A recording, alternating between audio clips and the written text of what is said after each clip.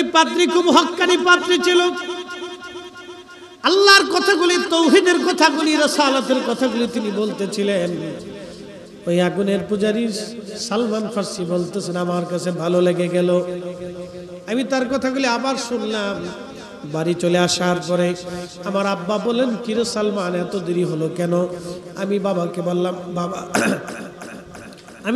বললাম, বাবা ওই জমি জমা দেখতে যাওয়ার সময় আমি রাস্তার পাশে একটা গির্জা দেখলাম। এই গির্জার ভিতরে একজন পাদ্রী বসে বসে একটা ধর্মের দাওয়াত দিচ্ছে, খ্রিস্টীয় ধর্ম, ঈসাই ধর্ম। এই ধর্মটা আমার কাছে পছন্দ হয়েছে, আল্লাহর একত্ববাদের ধর্মটা আমার কাছে পছন্দ হয়েছে। সালমান ফার্সির আব্বা খুব চিন্তায় পড়ে গেলেন, আমার ছেলে আগুনের পূজা বাদ দিয়ে এখন এক আল্লাহর ইবাদত করবে, সেটা কি করে হয়? আমার আব্বা আমাকে ডাক দিয়ে বলল, সালমান, আমাদের ধর্মটাই শ্রেষ্ঠ এবং ভালো। তুমি যে ধর্ম দেখছো ওটা মিথ্যা, ওটা ভুল। আমি আব্বাকে বললাম, না বাবা, তার কথাগুলি শুনলাম, তার কথা খুবই যুক্তিপূর্ণ এবং আমাদের ধর্মটাই মিথ্যা। সালমান ফার্সির বাবা চিন্তায় পড়িয়া ছেলের পায়ের মধ্যে বেড়ি লাগাই দিলেন।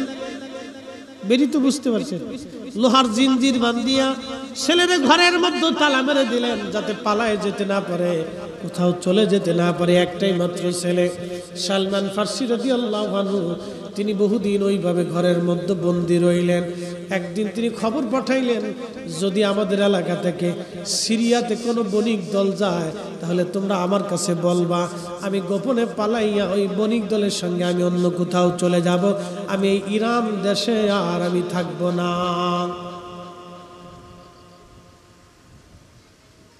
সময় সুযোগ অনুযায়ী তিনি সিরিয়ায় পালিয়ে চলে গেলেন। সিরিয়ায় যাওয়ার পরে তিনি এক গির্জার ভিতরে উঠলেন। গির্জার ভিতরে উঠার পরে ওই পাদ্রী তিনি খেদমত করতে লাগলেন বহুদিন। লক্ষ্য করলেন পাদ্রীটা খুব অসৎ প্রকৃতির ছিল। মানুষেরা সোনা দানা টাকা পয়সা যা দান করত, ওই পাদ্রীটা সিন্ধুকের মধ্যে ভরিয়া গির্জার নিচে মাটির মধ্যে সে পুঁতে রাখত। সে গরিব মানুষে দিত না, দান সৎকার করতো না। সালমান ফার্সি রাদিয়াল্লাহু আনহু বহুদিন ওই গির্জায় রইলেন। এরপরে ওই পাদ্রী মারা যাওয়ার পরে লোকদেরকে ডাক দিয়ে বলেন, ও লোকেরা, তোমরা যেন অনেক বড় হুজুর মনে করতা, পাদ্রী মনে করতা, বুজুর্গ মনে করতা, এই লোকটা তোমাদের সম্পদাদি চুরি করিয়া সোনা দানা সব ওই যে গির্জার ভিতরে মাটির নিচে ওই পাতিলের মধ্যে করে জমা করে রাখছে। এরা খুশি উঠাই দেখে সত্যি সোনা দানা ভর্তি পাতিল। বলতেছে, আমরা তো এইগুলি দিয়েছিলাম দান করার জন্য, সে কি দান করে নাই? বলে না। তখন ওই পাদ্রীরে তারা মুর্দা দেহ পাদ্রীটারে শুলের মধ্যে চড়াইয়া তারা পাথর মারতে লাগলো। সালমান ফার্সি বলেন, আমি ওইখান থেকে রওনা দিই আর একজন পাদ্রীর কাছে গেলাম। সেই পাদ্রীটা অত্যন্ত বুজুর্গ ছিল এবং আল্লাহওয়ালা ছিল, দুনিয়া বিরাগী একজন জাহিদ ছিল। 24 ঘন্টা আল্লাহর ইবাদতে, আল্লাহর জিকিরে ফিকিরে ওই পাদ্রী কাটাই দিত। ওই পাদ্রীর কাছে আমি বহুদিন পর্যন্ত রইলাম। অনেক দিন পর্যন্ত থাকার পরে পাদ্রী মারা যাবে। জিজ্ঞেস করলাম, হুজুর, আপনি তো মারা যাচ্ছেন, আমার হাকিকতটা আপনি ভালো করেই জানেন। আমি আল্লাহ পাওয়ার জন্য সুদূর ইরান থেকে আমি মাজুসি ছিলাম, আগুনের পূজারী ছিলাম। আমার বাবার জমিদারিগুলি সব কিছু ছেড়ে দিয়ে, কোটি কোটি টাকার সম্পদ ছেড়ে দিয়ে আমি এক আল্লাহ পাওয়ার জন্য গির্জায় গির্জায় ঘুরতেছি। আপনি মারা যাবেন এমন একজন পাদ্রীর সংবাদ আপনি দিয়ে দেন, যার কাছে গেলে আমি বাকি জীবন আল্লাহ পাওয়ার সাধনায় কাটাই দেব। এ শোনেন, আপনারা যারা ওলি আল্লাহদের সোহবতে যান, পীর মুর্শিদের সোহবতে যান, তারা শুনে রাখেন, এই সোহবত আগেও ছিল। সালমান ফার্সি বলতেছেন, এক পাদ্রীর গির্জাতে আমি বহু বছর কাটাইলাম তার খেদমতে। সেখান থেকে আর এক পাদ্রীর কাছে গেলাম, সেখানেও বহু বছর তার খেদমতে কাটাইলাম। এই জন্য আল্লামা জালালউদ্দিন রুমি রহমতুল্লাহ আলাইহি মসনবীর মধ্যে লিখেছেন, একে জমানে সোহবতে বা আউলিয়া বেহতরা সদ সলে তাত বেরিয়া খাক সৌমর দানে হক রাজিরে পা খাক বরসর কুন হাসদ রাহম সোমা দিদানে দানা ইবাদত ইবাদ ফতহে আবওয়াব সাদাত ইবাদ। আল্লামা রুমি বলেন, দুনিয়ার মানুষ আল্লাহর ওলিদের সোহবতে এক মুহূর্ত কাল কাটানো রিয়াহিন 80 বছর ইবাদতের চাইতো দামি। চিৎকার মেরে জোরে বলেন আল্লাহু আকবার। ও জমানার মানুষ, যদি তোমরা কোনো অলির দরজা পাও, ওই অলির বারগাহে তার মাটির মধ্যে চুমা লাগাও। যদি কোনো অলি পাও, তার চেহারার দিকে তোমরা তাকাও। যত সময় তাকাইবা তোমার আমলনামা শুধু নেকি চলতে থাকবে। দিদানে দানা ইবাদত ইবাদ ফতহে আবওয়াব সাদাত ইবাদ। আল্লাহর কোরআন বলতেছে, ইয়া আইয়ুহাল্লাযীনা আমানুত্তাকুল্লাহা ওয়া কুনু মা'আস সাদিকিন। হে ঈমানদার, আমি আল্লাহকে ভয় করো। শুধু ভয় করলেই হবে না, তুমি যাও তোমার জমানায় কোনো সাদিক পাও কিনা, কোনো ওলি পাও কিনা, কোনো বুজুর্গ পাও কিনা। আমি আল্লাহর কোনো বন্ধু তুমি যদি পাও, তুমি তার সোহবতে যায় বসো, তুমি তার সোহবতে যাও, তুমি তার বারগাহে যাও, তুমি তার দরগাহে যাও, তুমি তার দরবারে যাও, তুমি তার সোহবতে বসো, তুমি তার সঙ্গী হয়ে যাও, তুমি তার অনুকরণে হয়ে যাও, তুমি তাকে ভালোবাসতে থাকো। একবার জোরে বলা যাবে কি মারহাবা? কষ্ট হয় কিরে? ঘুমাইছে না? মাশাআল্লাহ, বাচ্চারা বসে গেছে। গরম তো, আপনাদের গরম লাগতেছে? যদি সাইড দিয়ে ছুটে দেন, নাহলে পর্দা উঠাই দেন, কষ্ট হবে। একটু বাতাস টাতাস লাগলে শরীর ভালো লাগবে। এই যে কথাগুলি আমাদের শোনাটা দরকার। সালমান ফার্সি কি বলতেছেন দেখেন, ওনার জীবনীর ভিতরে আসছে, তারিকে আল বেদায়াতে, বহু কিতাবের ভিতরে আসছে। তিনি পাদ্রীদের সোহবতে কত বছর কাটাইছেন দ্বীন শিখার জন্য, আল্লাহ পাওয়ার জন্য। এইভাবে ওনার জীবনে প্রায় 200 বছর পার হয়েছে। সুবহানাল্লাহ কইলেন না? প্রায় 200 বছর পার হয়েছে। 200 বছর ধরে উনি গির্জায় গির্জায় গির্জায় গির্জায় গির্জায় গির্জায় গির্জায় গির্জায় কাটাইছে। সর্বশেষ এক পাদ্রী, নাসিবিনের এক পাদ্রী, ওনার খেদমতে দীর্ঘদিন কাটানোর পরে ওনার ইন্তেকালের সময় হয়ে গেল। তো এমন সময় ওনার উরুর উপরে, ওনার মাথাটা ছিল সালমান ফার্সি রাদিয়াল্লাহু আনহু উরুর উপরে ওই পাদ্রীর মাথা। উনি মারা যাবেন, এমন সময় সালমান ফার্সি বলতেছে, হুজুর, জীবনের বহু সময় আমি আল্লাহ পাওয়ার জন্য গির্জায় গির্জায় আল্লাহর ইবাদতে কাটিয়েছি, অনেক পাদ্রীদের সোহবতে কাটিয়েছি। আপনি আমার জীবনের শেষ ইন্তেকালের সময় ঘনিয়ে গেছে, আপনি আরেকটা পাদ্রীর ঠিকানা আমাকে দিয়ে দেন যিনি আল্লাহ ওয়ালা হবে। তো ওই পাদ্রী বলতেছিল, সালমান রে, আমার জানা মতে পৃথিবীতে হক্কানি রাব্বানি কোনো পাদ্রী আর জীবন্ত বেঁচে নাই। হকের উপরে থাকা কোনো পাদ্রী আমার জানা মতে নাই। এই দেখেন, আমার দেশে আলেম আছে, সারা পৃথিবীতে 2 কোটি আলেম আছে, প্রায় 2 কোটি। কেউ খারিজি, কেউ নাসিবি, কেউ শিয়া, কেউ মুতাজিলা, কেউ লামাযহাবি, ওহাবি। কি কথা কর না কেন? নজদিদের ভিতরে বড় বড় আলেম আছে না? অনেক বড় বড় মোল্লা আছে, মৌলভী আছে, ডক্টর, শাইখুল হাদিস, মুফতি, অনেক বড় বড় আছে। কিন্তু নজদি, আব্দুল ওহাব নজদির গোলাম, এরা রাসূলুল্লাহর গোলাম না। আপনি ঠিক বললেও ঠিক, না ঠিক বললেও ঠিক। এরা নবীর গোলাম না, এরা আব্দুল ওহাব নজদির দালালি করে। আব্দুল ওহাব নজদি যা বলছে ওরা তাই মানে। রাসূল করিম যাহা বলছে তাহা যদি মানতো তো কাজী হয়েছিল। সাহাবে کرام যাহা করেছে তাহা যদি মানতো তো কাজী হয়ে গেছে। আউলিয়া کرام যাহা করেছে, এই শুনেন, খাজা মাইনুদ্দিন চিশত আজমিরি কোন বেদাতিরে, কোন বদ আকীদাধারীরে আল্লাহ ওলি বানায় না। কি কথা কর না কেন? হুজুর গাউস মাইজ ভান্ডারী, গাউসে পাক হুজুর মাইজ ভান্ডারী রাহিমাহুল্লাহ, আল্লাহু আকবার, তিনি আল্লাহর ওলি ছিলেন। কোন সন্দেহ আছে? কোন বেদাতিরে, কোন বদ আকীদাধারীরে আল্লাহ ওলি বানায় না। মনে রাখবেন, এটা সারা জীবন মনে রাখবেন। আহলে সুন্নাত ওয়াল জামাত ছাড়া কোনো মা ওলির জন্ম দিতে পারে না।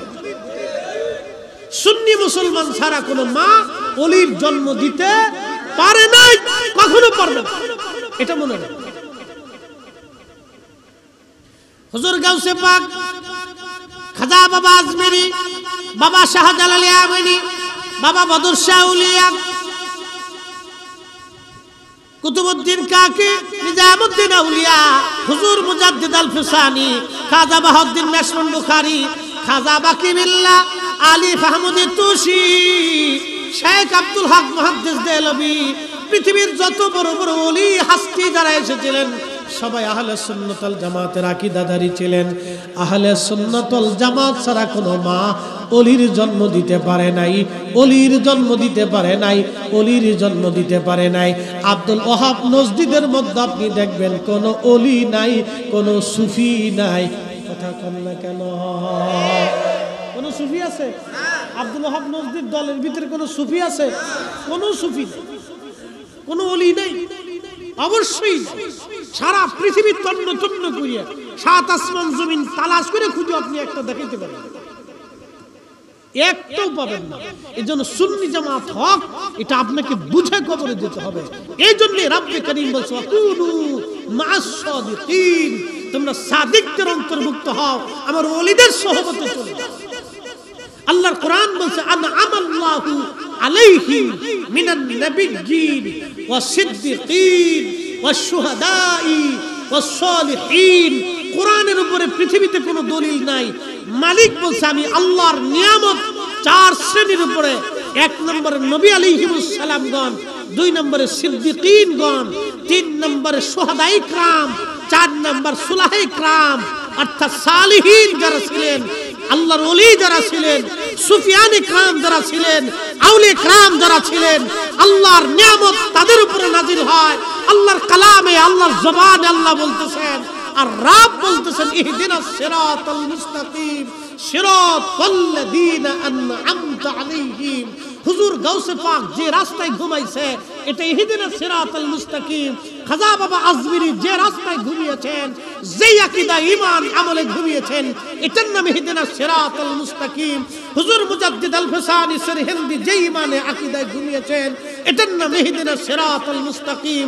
খাজা বাহাউদ্দিন মেশমুন বুখারী, হযরত ইমাম আযম আবু হানিফা রাহমাতুল্লাহি আলাইহি, ইমাম আবু ইদ্রিস আশ-শাফি রাহমাতুল্লাহি আলাইহি, ইমাম মালিক ইবনে আনাস রাহমাতুল্লাহি আলাইহি, ইমাম আহমদ ইবনে হাম্বল রাহমাতুল্লাহি আলাইহি, কুতুবউদ্দিন কাকি, খাজা বাকি বিল্লাহ, হুজুর মুজাদ্দিদ আল ফিসানি, হুজুর শাহজালাল ইয়ামানি মুজাররিদি, বদর শাহ আউলিয়া সহ 12 আউলিয়া সহ 360 আউলিয়া সহ এই জমিনের কোটি কোটি ওলিরা যেই ঈমানে যে আকীদায় ঘুমিয়েছে, এটার নাম ইহদিনাস সিরাতাল মুস্তাকিম। সেটার অপর নামই হচ্ছে আহলে সুন্নাত ওয়াল জামাত। সুন্নিরাই হক, সুন্নিরা হক। আহলে সুন্নাত ওয়াল জামাত ছাড়া যাহা আছে সব বেদাতি বেদাতি বেদাতি বাতিল। কথা কোন ঠিক না? কষ্ট হচ্ছে আপনাদের? বুঝে যাওয়াটা জরুরি।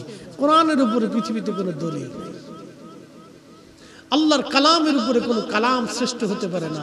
আল্লাহর কালামে যাহা বলছে, আপনার বাম পাশে সাগর, বিরাট বড় সাগর, বঙ্গোপসাগর, ভারত মহাসাগর, প্রশান্ত মহাসাগর, এই আরব সাগর, বহু সাগর, সব সাগর শুকিয়ে যাবে, পৃথিবী পুরো সারখার হয়ে যাবে, আসমান ভেঙে ভেঙে পড়ে যাবে। আল্লাহর কালাম বাক্য এক সেকেন্ডের জন্য ডানও হবে না, বামও হবে না, নড়বড় হবে না, কোনো মতেই আল্লাহর কালামের কোনো পরিবর্তন হবে না। কথা বলেন ঠিক না রে? ঠিক। যাহা বলেছেন মালিক তাহাই ঠিক। এই জন্য সোহবত ছাড়া কেউ ওলি হতে পারে না। সোহবত ছাড়া আলেম ভালো আলেম হইতে পারে না। যে আলেমরা ভালো আলেমদের সোহবতে থাকে তারা ভালো আলেম হইতে পারে। এই জন্য আলেম হইতে হইল সোহবত। সালমান ফারসি বললেন, ওই পাদ্রী তিনি ইন্তেকাল করবেন, আমার উরুর উপরে তার মাথা। বললাম, হুজুর আপনি তো মারা যাবেন, আমার জীবনের শত শত বছর পার হলো, বহু যুগ আমি পার করেছি গির্জায় গির্জায় পাদ্রীর খেদমতে আল্লাহ পাওয়ার জন্য। হুজুর আপনি আমার শেষ ঠিকানাটা দিয়ে যান, কোথায় গেলে আল্লাহ পাওয়া যাবে? পাদ্রী ডাক দিয়ে বলল, সালমান রে, আমার জানা মতে সারা পৃথিবীতে কোথাও হাক্কানি রব্বানি পাদ্রী নাই। তবে শুনে রাখো, তাওরাত আর জবুর আর ইনজিলের নিদর্শন অনুযায়ী আমার মন বলে এই জমিনে আখিরি নবী রাহমাতুল লিল আলামিনের বেলাদাত জন্ম মোবারক হয়ে গেছে। চিৎকার মেরে জোরে বলেন না মারহাবা।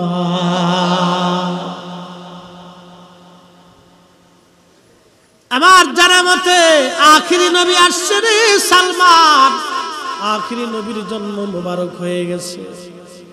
বলে হুজুর বলেন কি, এই নবী কোন জায়গা গেলে পাবো? বলে সালমান রে, যেই জমিনে বেশি বেশি খেজুরের বাগান, ওই জমিনেই তুমি আখিরি নবী পাইবা। আর নবীজির তিনটা নিদর্শন তুমি দেখবা। এক নম্বরে নবীজি হাদিয়া গ্রহণ করবে, দুই নম্বরে নবীজি সাদকা খাবে না, নবীর জন্য সদকা হারাম, নবী সদকা গ্রহণ করবে না, খাবে না। তিন নম্বর, প্রিয় নবীজির পিঠ মুবারকে একটা নবুয়তের মোহর তুমি ঝলমল করতে দেখবা। এই তিনটা নিদর্শন তুমি যদি পাও সালমান, তুমি জেনে রাখবা উনি আখিরি নবী। এই নবীর পরে আর কোনো নবী দুনিয়াতে আসবে না। চিৎকার মেরে জোরে বলেন না ইয়া রাসূলুল্লাহ। ত্রিভুবনের প্রিয় মুহাম্মদ, ত্রিভুবনের প্রিয় মুহাম্মদ এলো রে দুনিয়ায়।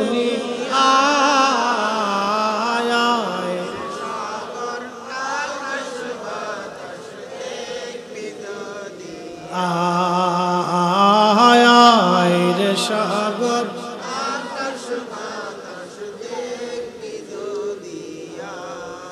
ধুলির ধরা বেহেশত আজ জয় করিল দিল রে লাজ। বলেন ধুলির ধরা বেহেশত আজ জয় করিল দিল রে লাজ। আজকে খুশির ঢল নেমেছে ধূসর সাহারায় রে সাগর,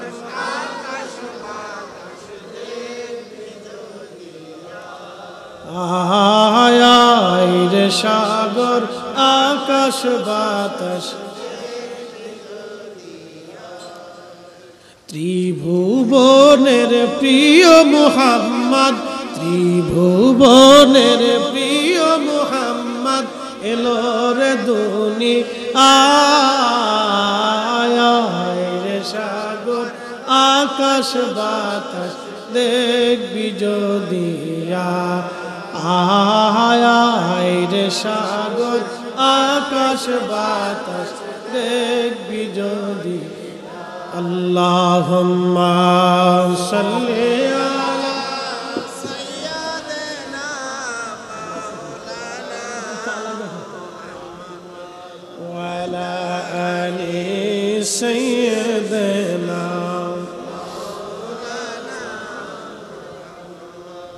আমার কথা কি আপনারা বুঝতে পারেন তো? ইনশাআল্লাহ আল্লাহ কবুল করুক, সকলে বলে না আমিন।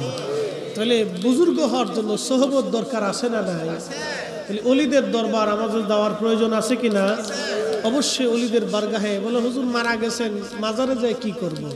এ শোনেন, অলিরা ইন্তেকালের পরেও কবর মোবারক থেকে, মাজার শরীফ থেকে তারা দেখতে পায়। মারহাবা বললেন না? শুধু অলিরা না, আপনি সাধারণ কবরে গেলেও তারা দেখতে পায়। আপনার মায়ের কবরের পাশে দাঁড়াবেন, তারা দেখে, তারা আপনার কথা শুনে, তারা আপনার সালামের জবাব দেয়, তারা আপনার দোয়াগুলি গ্রহণ করে এবং আপনার জন্য কবর থেকেও তারা দোয়া করে। ওলিরা তো আরো ঊর্ধ্বের মাকাম, তাদের মাকাম তো আরো 70 গুণ। আল্লাহু আকবার। ইন্তেকালের পরে ওলিদের মাকাম আরো 70 গুণ বেড়ে যায়। আর সাধারণ মুসলমান তো ইন্তেকালের পরে তারা কবর থেকে দেখে, তারা কবর থেকে দেখে, আপনার সালাম শুনে, আপনার মার জিয়ারাত, জিয়ারাত শব্দের থেকে সাক্ষাৎ। এই জন্য মাঝে মধ্যে কবর জিয়ারতে যাবে, কবরের পাশে দাঁড়াবেন। আল্লাহর ওলিরা মাজারে চলে গেছে, অসুবিধা নাই। আপনার বাড়ি চট্টগ্রামের বাঁশখালী, চলে যাবেন আপনি মাইজ ভান্ডার, চলে গেলেন আপনি বদর শাওলিয়া, চলে গেলেন আপনি সুদূর সিলেটে বাবা শাহজালাল ইয়ামানি মুজাররিদি, চলে গেলেন দক্ষিণবঙ্গে খান জাহান আলী, চলে গেলেন সুদূর ভারতে হুজুর গাউসে খাজা বাবা আজমিরি, চলে গেলেন কুতুবউদ্দিন কাকি, চলে গেলেন নিজামউদ্দিন আউলিয়া, চলে গেলেন আপনি পাকিস্তানের লাহোরের দাতাগঞ্জ বক্স রহমাতুল্লাহ আলাইহি, চলে গেলেন আপনি মুজাদ্দিদ আল ফিসানি সেরহিন্দি পাঞ্জাব, চলে গেলেন আপনি হযরত খাজা বাহাউদ্দিন নাশমান বুখারী উজবেকিস্তানের বুখারা নগর। আপনি জিয়ারতে চলে যান, মাজার শরীফের পাশে দাঁড়ান, সালাম আপনি দেন, আল্লাহর ওলি আপনার সালাম শুনবে, সালামের জবাব দিবে, আপনি যা হাদিয়া দিবেন বিনিময়ে আল্লাহর ওলি আপনার জন্য দোয়া করবে। আল্লাহ রাসূল বললেন আল মারউ মা মান আহাব্বা, দুনিয়াতে তুমি যারে ভালোবাসবা কিয়ামতের ময়দানে তার সঙ্গে তোমার হাসর নাসর হয়ে যাবে।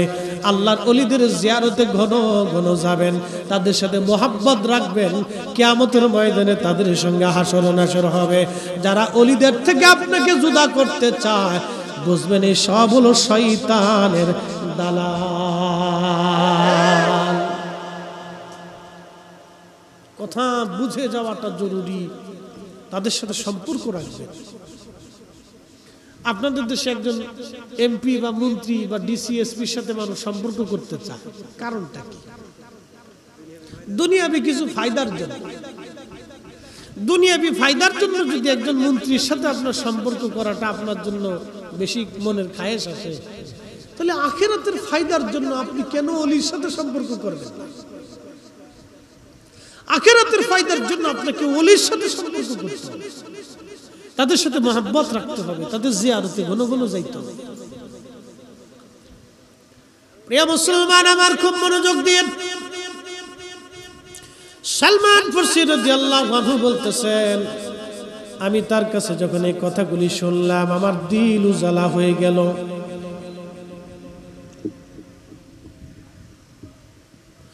দিল আমার উজালা, আখির নবী পাবো। তিনি আমার উরুর মধ্যে ইন্তেকাল করলেন, আমি তার জানাজা করলাম, দাফন কাফন করলাম। আমার কিছু গরু এবং ছাগল ছিল। ওই সুদূর সিরিয়ার থেকে একটা বণিক দল ইরাকের দিকে আসবে। তখন ওই বণিক দলদেরকে বললাম, দেখো তোমরা আমারে তোমাদের সাথে করে নিয়ে যাও, আমার গরু ছাগল যাহা আছে তোমরা নিয়ে যাও। আমি আমার গরু ছাগলগুলি তারে দিয়ে দিলাম। ওই বণিক দল আমাকে রাস্তায় আসার সময় তারা আমার সঙ্গে বেঈমানি করে আমাকে বিক্রি করে দিল। আমাকে নিয়ে আসা হলো কুফার বাজারে, হাটে উঠানো হলো, আমাকে হাটে উঠানো হলো। আর একদল লোক আমার হাটে উঠাইয়া তারা আমার বাজারে নিয়ে গেলে দাঁড়া করায় রাখলো। মদিনার থেকে আমার মালিক ইহুদি গেছে কুফার বাজারে গোলাম কেনার জন্যে। সারাদিন আমার পর্যবেক্ষণ করলো, কিন্তু আমার দাম জিজ্ঞেস করে না, কারণ আমি বৃদ্ধ মানুষ ছিলাম। কেউ আমার দাম জিজ্ঞেস করে না। আমার চুল দাড়িগুলি একবারে পাকা সাদা, আমার চামড়াগুলি গুছাই গেছে, কেউ আমার দাম জিগায় না। দেখবেন গো বাবাজি, মানুষ যখন বুড়া হয়ে যায় সমাজে তার দাম কমে যায়, বা মানুষ যখন বুড়া হয় পরিবারে তার দাম কমে যায়। ছেলের কাছে পছন্দ হয় না, মেয়ের কাছে ভালো লাগে না, স্ত্রীর কাছে ভালো লাগে না, বেটার বউ দেখতে পারে না। বুড়া খালি ঘ্যান ঘ্যান ক্যান ক্যান ক্যান ক্যান করে। বুড়া বেশি কথাবার্তা বলে, বুড়ি বেশি ঘন ঘন কথা কয়, ঘন ঘন খাইতে চায়। ছেলেমেয়েরা নাতি নাতকুরু তখন পছন্দ করে না। মানুষ বয়স শেষ হয়ে গেলে তার আর দাম থাকে না। কথা কন না কেন? বুঝে তারপরে যাবেন। বয়স হওয়ার আগেই কাজ সেরে ফেলবে। মানুষের যখন বয়স হয়ে যায় তখন পরিবারে তার দাম থাকে না, মর্যাদা কমে যায়। ছেলে মেয়ে অনেক পছন্দ করে না। এই জন্য সন্তানদেরকে ওইভাবে শিক্ষা দিবে। সন্তানদেরকে পিতামাতার খেদমত গার বানাবেন, মুরব্বীদের প্রতি শ্রদ্ধা ভক্তি এগুলি বানাবেন। এগুলি না হলে আপনার জন্য মহা সর্বনাশ হয়ে যাবে, তো অনেক সর্বনাশ হয়ে যাবে। বাচ্চাদেরকে আদব লেহাজ শিক্ষা দিবেন, কদমবুসি শিক্ষা দিবেন। সব কটা শয়তানের দালাল। আরে আগে আমার দেশের ছেলেরা মেয়েরা পরীক্ষা দেওয়ার আগে মা বাবার পায়ের মধ্যে সালাম দিয়ে দোয়া খায়ের নিত। বিদেশ যাওয়ার আগে মার পায়ের মধ্যে সালাম দিয়া, বাবার পায়ের মধ্যে সালাম দিয়ে দোয়া খায়ের নিত। ব্যবসা বাণিজ্যে যাওয়ার সময় মা বাবার পায়ের মধ্যে সালাম দিয়ে দোয়া নিত। যেই ছেলে মায়ের পায়ের মধ্যে চুমা দেয়, যেই ছেলে বাবার পায়ের মধ্যে চুমা দেয়, সালাম দেয়, সেই ছেলে কখনো বাবার চেহারার দিকে চোখ রাঙিয়ে কথা বলতে সাহস করে না। কি কথা কর না কেন, ঠিক কিনা? এটা নাম আদব। আজকে আদবরে শিরিক বানাই ফেলছে। আজকে আদবরে শিরিক বানাইছে, আদবরে শিরিক বানাইছে। এই শিরিকের ফতোয়া দিয়ে দিয়ে আমার দেশের অসংখ্য যুবক আজকে বেয়াদব হয়ে গেছে, সালাম পর্যন্ত দেয় না। কি কথা কর না কেন? কদমবুসি তো করে দূরের কথা, সালাম পর্যন্ত দেয় না।